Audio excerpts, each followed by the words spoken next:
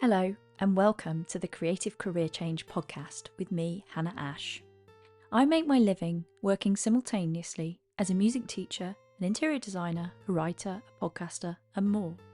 You can read more about me and my work on Substack. Visit shayhanny.substack.com.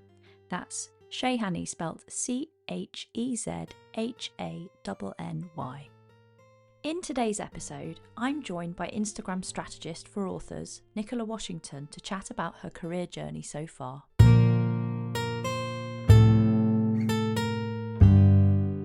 Nicola, hello and welcome to Creative Career Change. Please could you introduce yourself to our listeners? Yes, absolutely. And thank you for having me. My name is Nicola, and I am an Instagram strategist and educator for writers and authors. And basically, what that means is I teach writers and authors how to market their books and find their readers via Instagram. Fantastic. And that's how you're currently making your living. Can you tell us how long you've been doing that job for?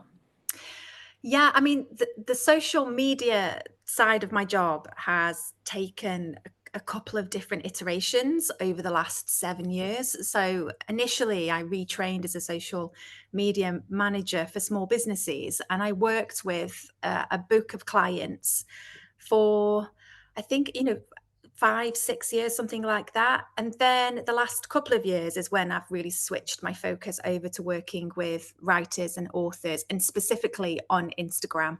That decision was interest based. I love Instagram. I've had really positive experiences of using Instagram, both with clients and also personally. And I do think it can be like a really powerful driver for writers and authors for the promotion of their books. And then the writing and authors side of things is a personal area of interest too, as well. And something that really kind of resonated with me when I read about your story is that you started your working life really as a teacher. So can you talk to us a little bit about how you got into teaching and that journey moving away from teaching and towards what you're doing now? Yeah, I am afraid I'm one of those people who kind of fell into teaching. I grew up, I mean, gosh, this is going back, isn't it? But I grew up in a very sort of like post-industrial city where there weren't very many people around doing kind of interesting, exciting, creative things. And I went to uni and had a great time at uni, but finished uni with the only idea I had in terms of what I wanted to do was not work in an office.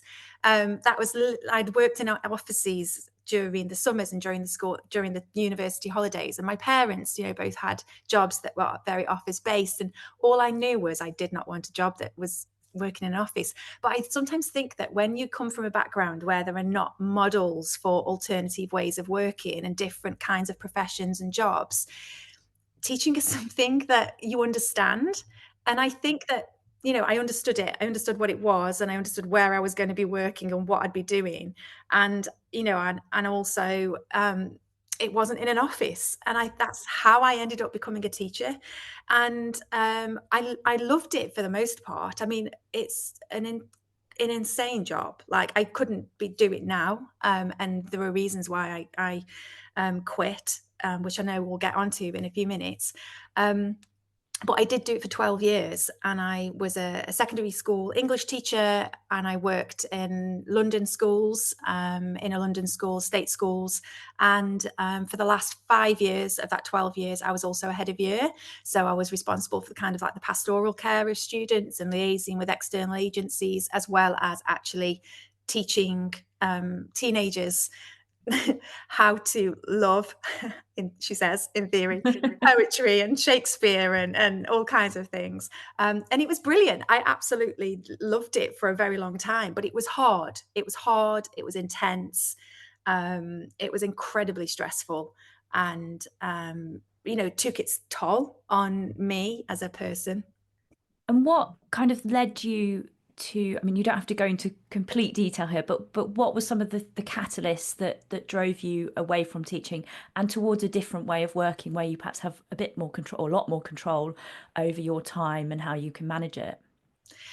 Well, I got pregnant I mean, that's basically it. I had my daughter in 2012, and I went back after I had my daughter, and then I fell pregnant a second time, and I went back after I had my son in 2015, and the the environment to which I returned was very different to the one that I'd originally started working in. And I didn't know it at the time when I was working in schools during the noughties, under a Labour government who were, education, education Mm. was their catchphrase. Um, I didn't realize just what a difference the investment that they placed into schools had made to the environment that I was working in, and the support that we had around us as schools, and what we could offer and what we could do. And particularly when I went back to work in 2015 after having had my son, Tory government at the time's decision to stop ring fencing funding for schools, it was when the Conservatives had come into government without the coalition, and they'd stopped ring fencing funding for education. And it just meant that the budget at the school I was working, it was an inner London school, with all of the challenges that inner London schools come with. And we'd already lost a lot of services because, external agencies that had services cut. So they just didn't have the funding to provide services to the school. And then the school budget itself was cut.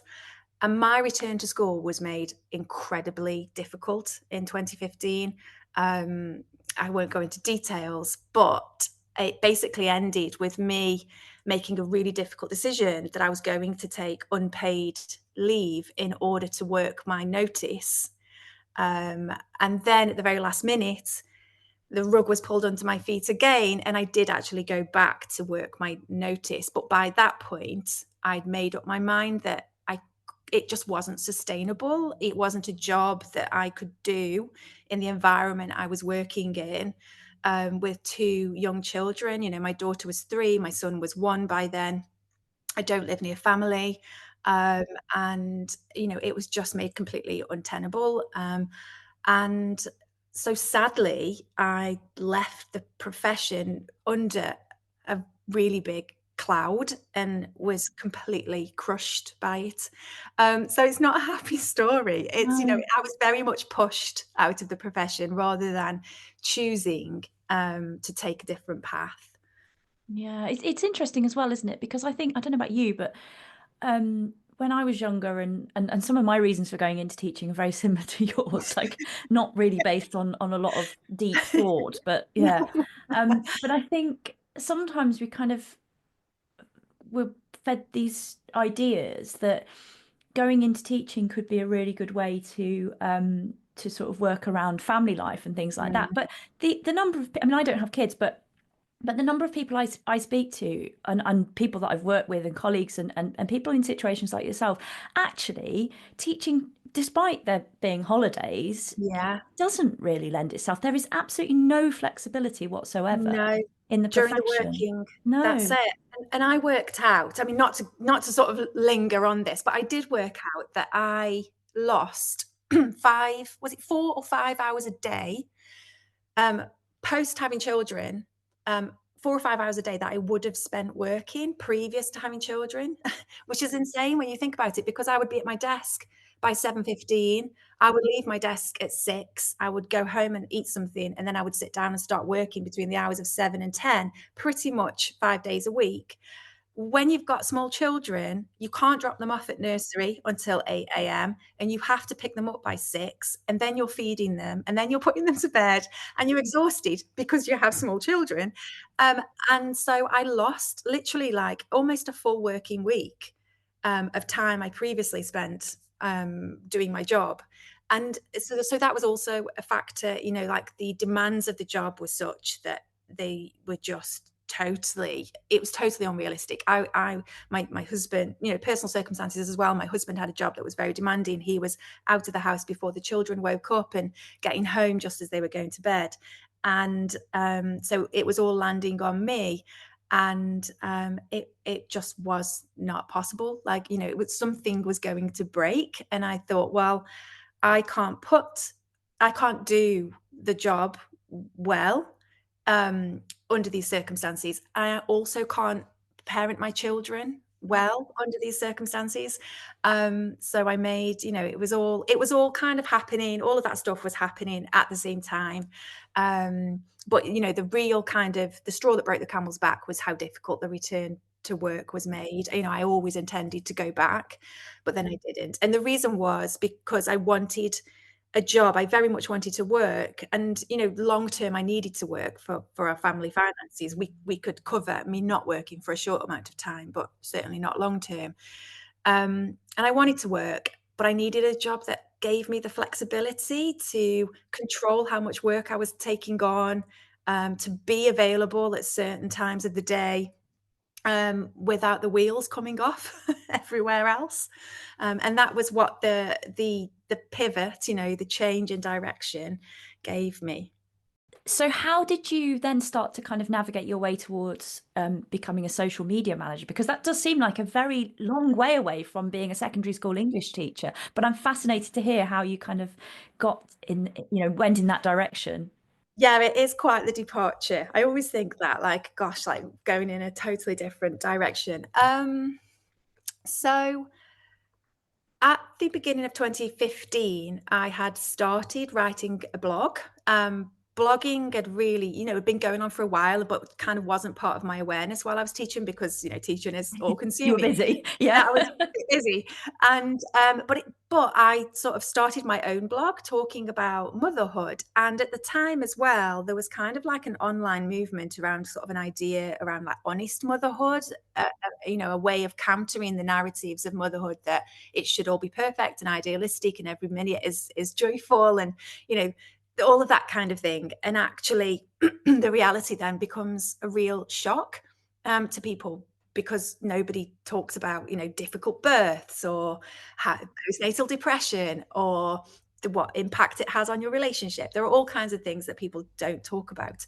And there was this real movement on the internet, sort of started in 2012, um, around honest motherhood. And when I started blogging in 2015, it was as part of that. And I started an Instagram account in order to promote my blog because that was kind of the done thing. And I just realized that this was like a real kind of growth area. This was really before Instagram marketing or social media marketing, in terms of how businesses could use it, really took a foothold. I think that it's quite surprising still how many businesses do not have a social media presence. But back then in sort of 2015, hardly any were taking it seriously as a route to their to their customers and to their markets. That was where the opportunity arose. Like that was where or rather my awareness of the opportunity came from, was through using the platform to meet people who otherwise I may not have met, to learn more about things that otherwise I might not have come across, and also as a way to market something. And for me, it was a blog.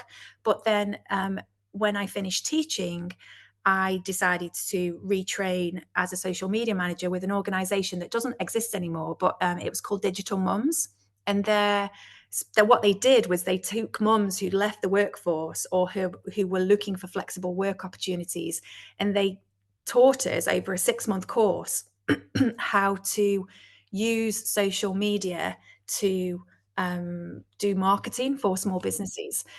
So in 2016, after I finished working as a teacher, I had about 6 months out, and then I thought, and I really did not like it. I did not like being a stay-at-home mom for lots of reasons, some of which I think are not terribly laudable reasons. Like I had to do a lot of thinking and processing about what was I really saying when I said I didn't want to be a stay-at-home mom.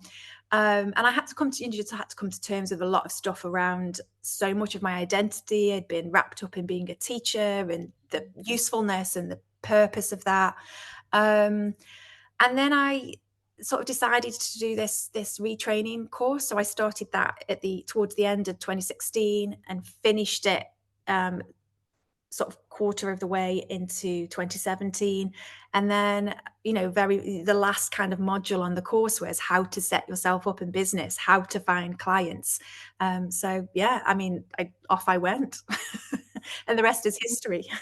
Yeah. And how quickly did it start to kind of take off? Because obviously building a business like that does take time, but sounds like you kind of that course, first of all, sounds fantastic. It's a shame that Yeah, that doesn't exist yeah, anymore, but great that you were able to find that and it helped you to navigate that direction. Because I think sometimes, especially I'm sweeping generalization coming here, but often I think women are quite reluctant to do something different without feeling like if we've had training in something or yeah, as I say, it's a generalization, it's not everybody, but as it seems to be quite a common thread that I yeah, hear from people that we always want that kind of backup of knowing that yeah, we've done a course or we've had a bit of training and then we feel like we're confident enough to kind of give something a go. yeah.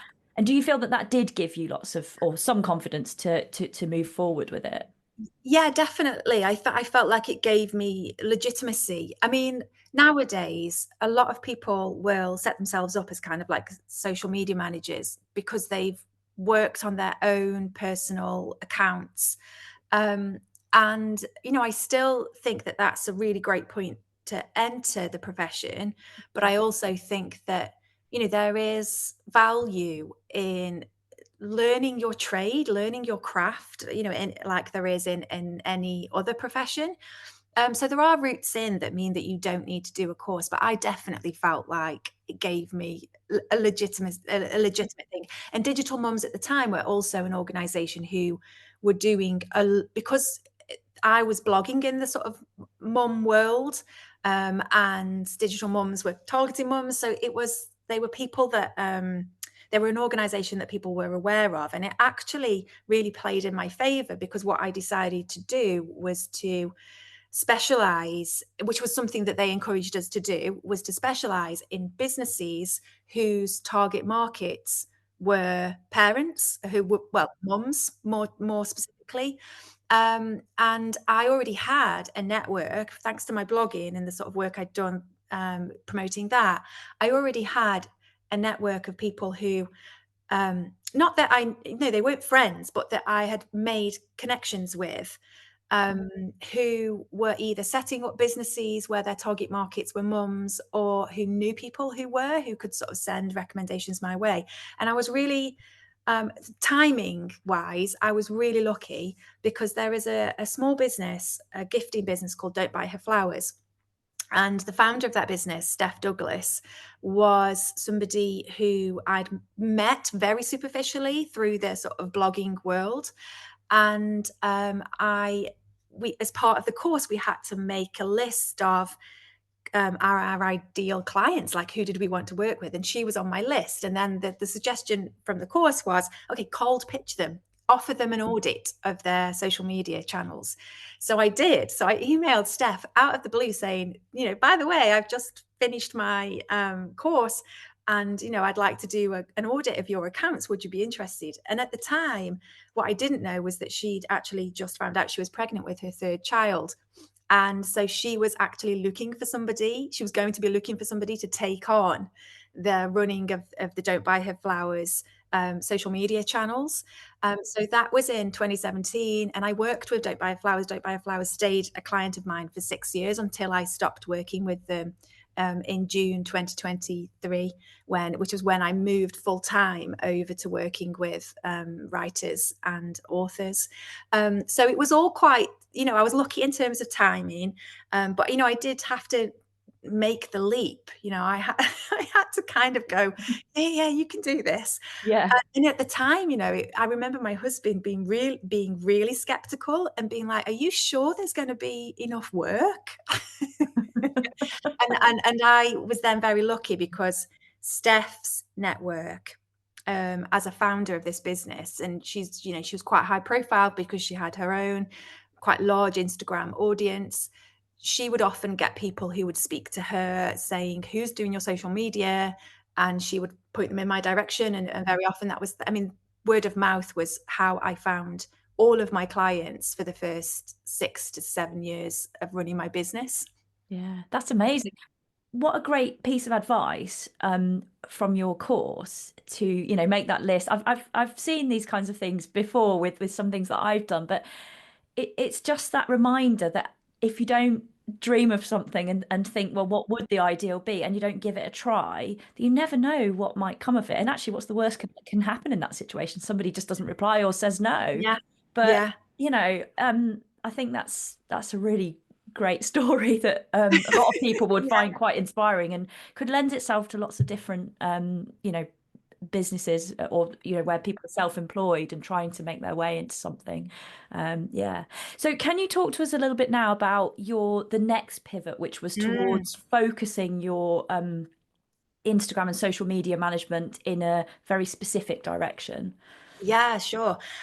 The that pivot happened as a result of things that were happening towards the end of 2022, when economically, we were at a time of real shift and flux, and a lot of businesses were finding life quite difficult. And across the board, with all of my clients, they were either saying to me, we can't afford to work with you, or we need to cut your hours. And this happened, gosh, like within the space of a month. It was November 2022, and I spiraled, like I panicked. I was like, oh my God, what am I going to do? And part of my panic was realizing that I was going to have to go and find more small business clients. And there were two parts to the panic about that. The first part was I'd never had to market my services, like I said, because all of my work had come through word of mouth up until that point. Mm. And I was like, okay, well, there's no work in the pipeline that's coming from word of mouth. So I am going to have to sort of practice what I've preached, actually do what I've been doing for other people for all these years. So that was part of the panic, that I knew how hard that is, that is time consuming and can be slow, and I was worried about income and, just what effect that was going to have. And the second part of it was realizing that I did not want to go and find more small business clients. I was like, I actually don't want to do this. And that is like such a it sounds so precious, like, "Oh, I don't want to do it." And it wasn't that I don't want to work, and it wasn't that I don't want to work hard. It was, I just don't want to go and find more small business clients. And I think I felt I'd come to the end of my passion for that work. And then at the same time, over the sort of while I've been working as a social media manager since 2020, I've also been working on a creative project of my own, which has been a novel. I'm still working on it, 5 years in, just keep plugging away. Um, and I joined a small writing group with some women. There's 6 of us all together, and we meet monthly and we share our work and we encourage one another. And 4 of the 6 of us have been published, and we, share advice. And it's such a supportive, brilliant group of women. Yeah. And along the way, I'd always, for those authors who have been published, I'd kind of very informally been helping them with their social media, sort of saying, "Oh, you've got a book coming out, so let's talk about how you could launch that on social media. How can you talk about it? How can you post on social media? What's a good idea? What's not a good idea?" And so, with the news in that November in 2022 that I was going to have this huge hole opening up in my income and in my clients, um, I suddenly had this epiphany of going, oh, so if I've been helping my friends, my writer friends, with promoting their books, is there a market there? Maybe there's a market there. Maybe, I could more closely align my actual passions and interests, which is books and writing, with my business. Like, how perfect could that be? And it's funny because about a week beforehand, and I think this was the thing that planted the seed, although I didn't recognize it at the time. About a week beforehand, I'd read an article or I don't know, like an opinion piece, an essay or a newsletter, something like that, talking about moving your work closer to the things you're actually interested in, being a way to make your work more joyful. And at the time I was, deep in this spiral of, oh my God, what am I going to do? And I genuinely just scoffed. I was like, huh, like, all right for some to say that. And then I literally a week later, I had this light bulb moment. And so I quickly voice noted the writers in my writing group who've been published and said, what do you think? Is this a thing? Are writers and authors looking for support with their social media? And they all said, definitely, yes. Please God, somebody help us. And so then I decided that, okay, I was like, right, great, this is perfect. And once I'm quite slow usually to make a decision, but once I've made the decision, I really do dive in neck deep. So I did. So I dove in, and initially, I was kind of like spreading myself across advice for lots of different platforms. And then I thought, actually, Instagram is the one that I've seen the best success with. Instagram is the one I know most about. And it's the one that I feel I get the most enjoyment out of using. So I thought, okay, well, if I can combine my expertise and interest in using Instagram alongside my sort of passion for writing and books, then maybe that could be the niche that will inject some fresh life into my business. And I started building that funnel in December 2022, and then I carried on working with small business clients until June 2023 while building that funnel. So it was a really intense period of time. Yeah, and then since June 2023, I've basically worked full time with writers and authors, teaching, which is a weird full circle moment as well, because I do a lot of kind of teaching now of how to do this rather than doing it for people. I do a lot of teaching instead. Yeah. That's so interesting, isn't it? How all of these things have kind of come round, and gradually you're kind of evolving this way of working that brings together the things that, like you say, do Mm, bring you more joy and are yeah, your interests and your passions. And I think perhaps with as we get older and as we become more kind of knowledgeable about ourselves and the world, it does start to kind of happen a little bit, doesn't it? But it's good to reflect back on it, because I guess sometimes we don't do that. there is a danger. I always think there's a danger when you tell stories like this that the friction's missed. There was a lot of there was a lot of friction along the way. I mean, because we're talking this happening over years and months of time. Um, but yeah, I do feel like I have a friend actually. Well, she's actually a client who's become a friend, who talks about how she works with writers. Well, she actually works with business people on their personal story. That's how she talks about approaching business from the art paradigm, which I love. It's fascinating.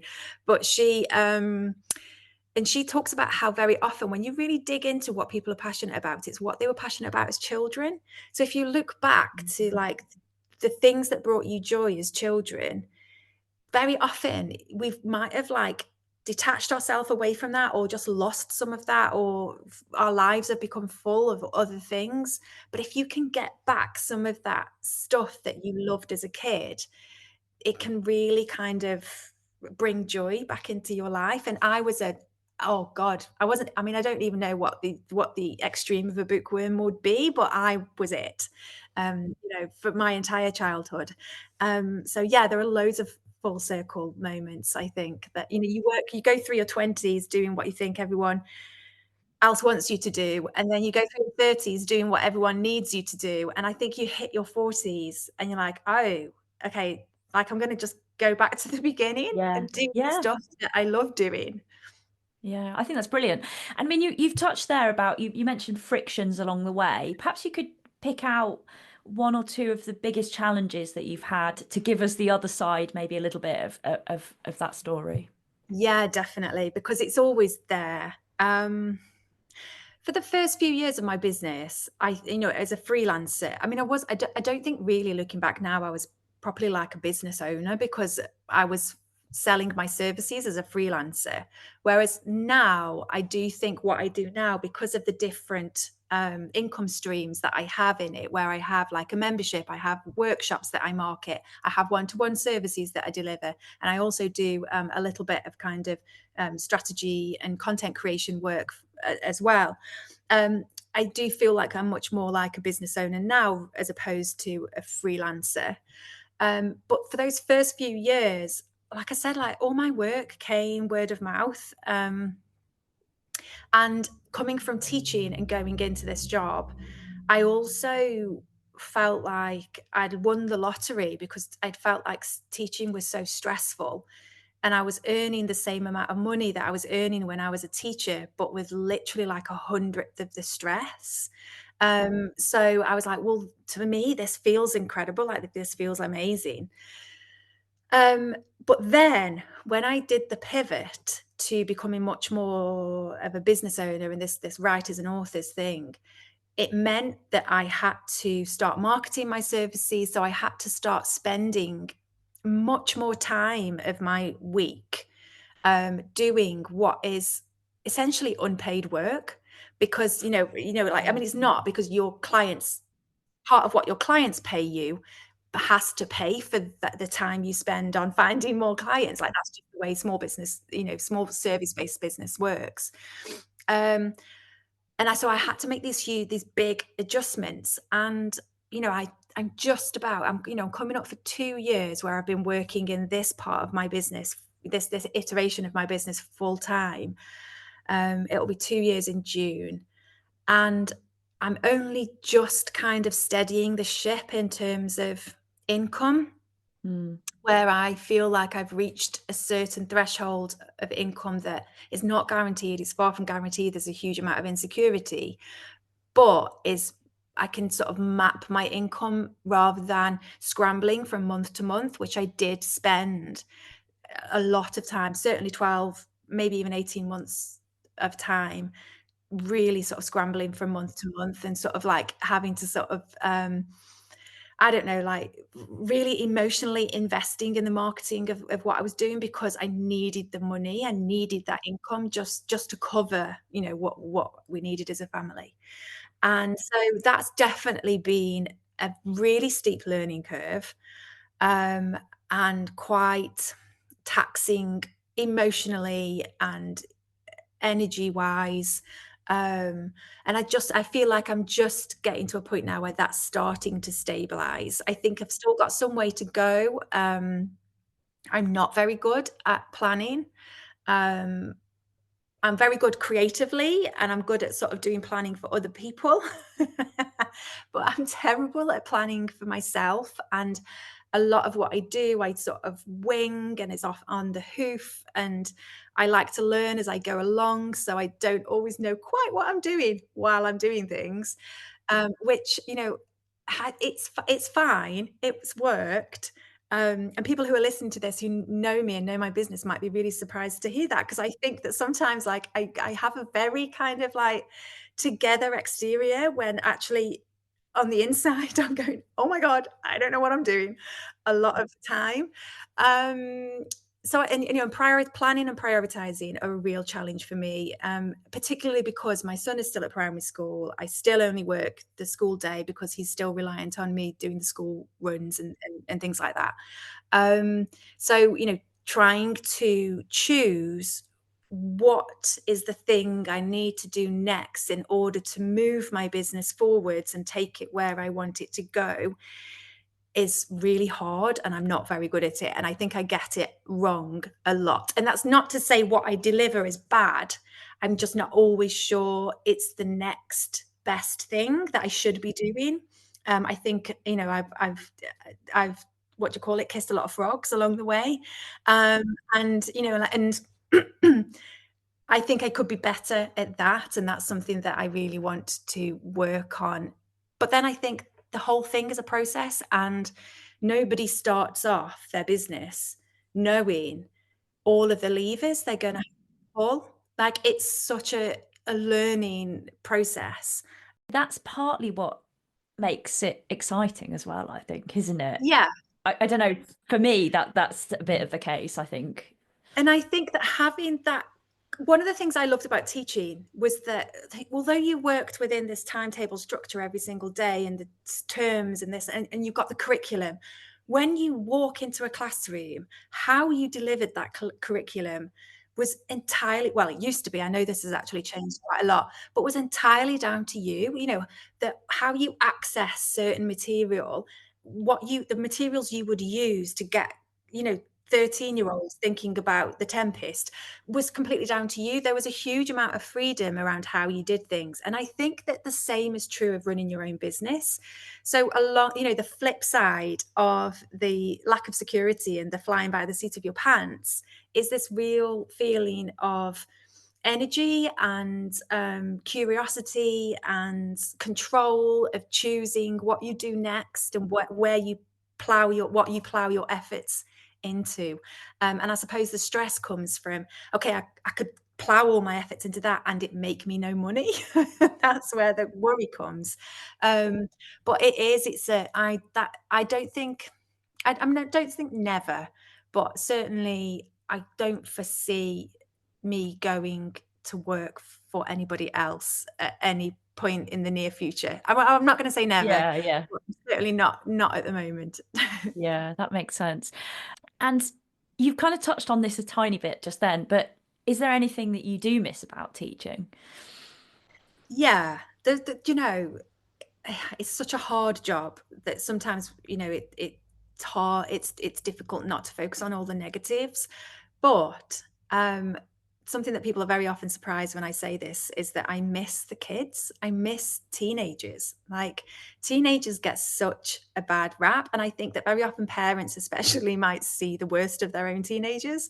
Um, but they're fun and they're funny and they are so idealistic. They can really shake you out of your, cynicism, because they have these ideals around the way things are supposed to be and what's fair and what's not. Um, and they're just, like they're just like interesting people to be around. So I really miss the kids, hanging around, just being in the same room as teenagers who are probably some of the funniest people I've ever had the pleasure of spending time with. Not to say that there weren't also some really naughty ones who were really horrible sometimes, but then I always feel like, well, they're teenagers. Like, okay, maybe we don't want them to express it in quite that way, but they're not bad people. It's just that they're, going through their own things. Yeah. Um, and the other thing I really miss, which I don't know how weird this sounds, is that people get teaching. When Yeah. you say to someone, I'm a teacher, they're like, oh yeah, we know what that means. And it comes with its own kind of baggage. Like, people bring their own stuff to that idea, like who that must mean you are as a person. But now people don't even get what I do. And I'm like, oh God, I don't, or they really are really anti social media. And so they seem to think like I am the great defender. And I'm like, no, no, no, you've got it all wrong. Like, that's not what I'm here for. But yeah, so I do miss people kind of knowing what I do and understanding the purpose of it. Like, why would Yeah. you be doing that? I do miss that. Yeah, that makes complete sense. I get that very much. And I'm with you on the teenagers. That's one thing that if I stepped fully away from teaching completely, I think I would miss the contact with teenagers, because I think they're very insightful humans who They don't are. get a lot of credit for that a lot of the They time. don't, and they bring, because they don't have the world weariness, Yeah. sometimes I think they'll say things that we don't say as adults because we kind of gone, "Oh, well, that's just the way it is," or, whatever it is, and they'll go, No, like, that shouldn't be like that. Like, that's not on, that's not fair." And I think it can just sometimes, like, shake adults out of our, apathy, perhaps. Yeah, definitely. My final question for you is, do you have any advice for anybody who's listening to this and maybe thinking about making some kind of career change or career pivot? I don't think I have any, like, world-changing advice that, other people haven't said, but I do think that one of the things that was most, influential, or kind of informed the way in which I pivoted and made the change I made initially back in 2016, 2017, was already having my feet under the table in terms of the industry that I was going into. I didn't know how to use social media for small businesses, but I understood the power of it. I understood the appeal of it, and I could see that there were opportunities there. So I think that one of the things I would always say to people is, if you can find a way to, if there's something in particular you want to break into, and if you can find a way to sort of get a taster of it, get your feet under the table, and deepen your understanding of what working in that industry might look like for you, definitely to do that, to take a little bit of time to do that, because I just think that, it's such a big leap to make. And if you can kind of, I don't know, put some stuff in your pockets, your toolkit, that's the word I'm Yeah, looking for, yeah, not yeah. not pockets. To sort of like, I don't know, like make it give you the confidence to go off and do that thing, but also to just arm you with more awareness of what it is you're getting yourself into as well.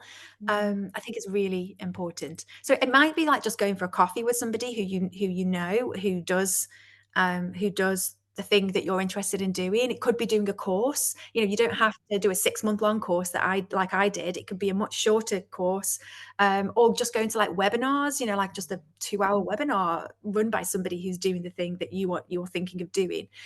But yeah, getting some sort of foothold, some sort of understanding of what it is, which probably is something that most people are already doing, to be honest. I think people probably have an awareness of it's sensible, but I think sometimes people, when you get an idea of wanting to change something, depends on the personality, I suppose, but it can be tempting to just kind of dive into it. So I think it is always good to hear that advice, because I agree with you. I think research is really important, and to take that time to explore things before making the kind of definite move where it's hard to reverse things at that point. So I think it's excellent advice, and I do think people, although they might have thought of bits of it, it's good to have that reminder from somebody who has been there and done it a couple of times, and no, but it's great. I think that's really good. Nicola, thank you so much for sharing your story. It's really interesting. It's really inspiring. And it's so interesting to hear how you've moved in lots of different directions along the way. Yeah. Thank you so much. Well, thank you, Hannah. Thank you for asking me all those brilliant questions. I mean, it is a journey that, when I look at it and talk about it in the way we just have, I realize, oh gosh, yeah, I've come a long way, and I think it's easy to forget that. So thank you for asking all those brilliant questions.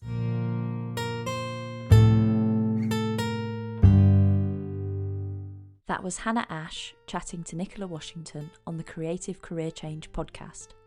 You can find links to Nicola's social media and website in the show notes.